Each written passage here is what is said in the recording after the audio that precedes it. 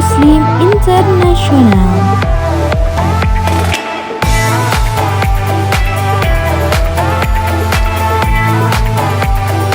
Desain baju ini digunakan kain gayo asli dipadukan dengan beberapa kain tekstur licin, seperti kain stela, dengan pilihan warna hitam.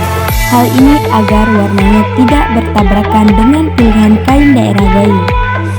Selain itu, untuk bagian dalamnya menggunakan bahan kaos agar nyaman saat digunakan, dan diberikan aksen tambahan kain gayo membentuk hiasan bunga di bahu sebelah kanan, dan dibiarkan kainnya jatuh terurai ke belakang. Dan di bagian pinggang kain stela disilangkan dengan kain gayo. Untuk bawahannya kita kombinasikan dengan celana dari bahan plisket premium. Nah, desain baju ini ditujukan untuk model muslim dalam memperagakan budayanya, tentu tetap menutupi